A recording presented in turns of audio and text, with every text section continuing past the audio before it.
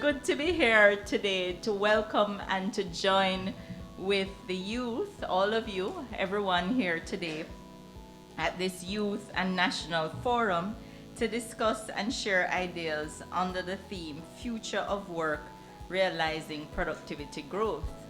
Today's forum is very timely as many of our youths are making preparation to transition into the changing world of work. I believe that a forum like this affords us the opportunity of identifying the challenges that are expected to arise from this new wave of technological advancement known as the Fourth Industrial Revolution. But there are also opportunities as well. I wish to implore on you as youths that you have a significant role to play in our drive to enhance productivity. We appreciate that the talent of the future lies in you. As a government, it is our responsibility to lay the foundation which will enable you not only to achieve your goals, but also to prepare you in taking your rightful place within society. Our young people remain on the cutting edge of technology, and it is prime time to maximize and monetize these opportunities. Welcome to the Fourth Industrial Revolution. Right now, if you go into courts, you can buy a smart fridge. Why do you need to connect your fridge to your mobile device? What is it that you need to tell your fridge to do? Lower the temperature, thaw your chicken. There are so many things that are awaiting us in this Fourth Industrial Revolution. When you think about 3D printing, right now sneakers are being printed, mass production, because nobody needs to assemble these materials. Click of a button, it's done.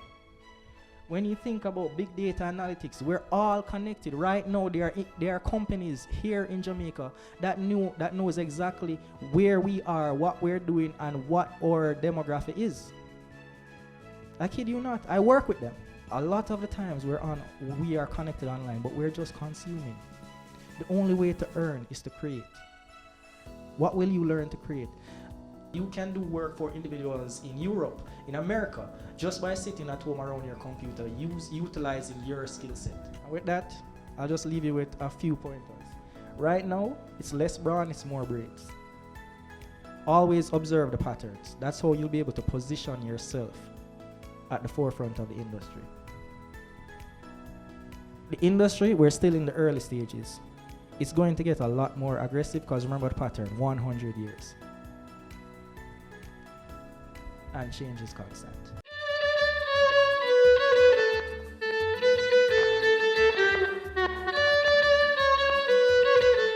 It's very important that when we're thinking about how we position ourselves in this new world, that we're helping to solve industrial problems, that we're not necessarily just going with the trends, but we're also helping to solve real problems that people are having on the ground. In Jamaica, we noticed that artificial intelligence is in existence, it's taking over, it's in the banking system, manufacturing, tourism, and so forth, right?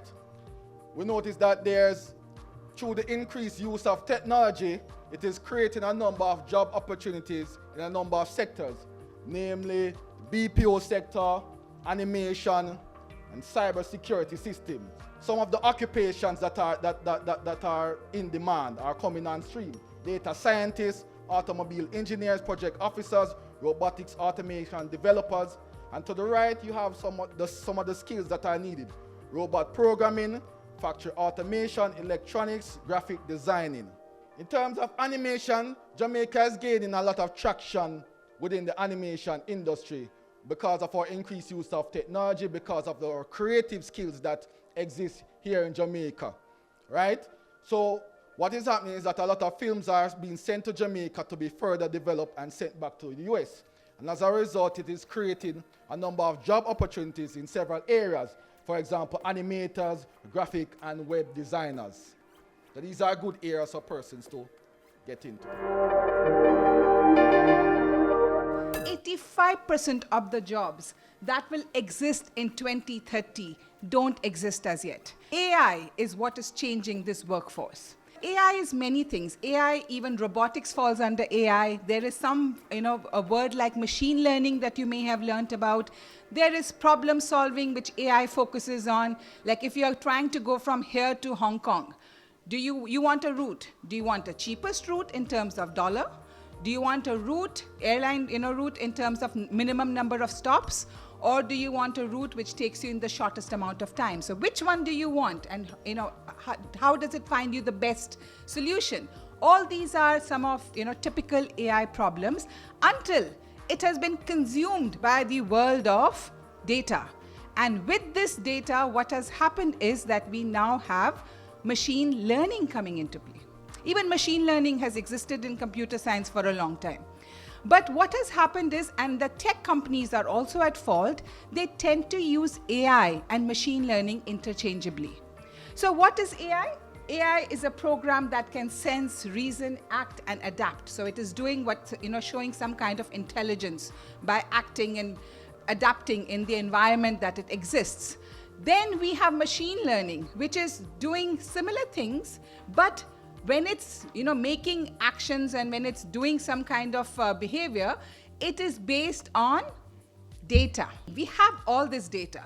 Without analytics, this big data that we are looking at is just nothing but a heap of garbage. We need to really make sense of that data. How do we make sense of that data? We make sense of that data with the machine learning algorithms, and many people call it analytics. You're doing something with the data.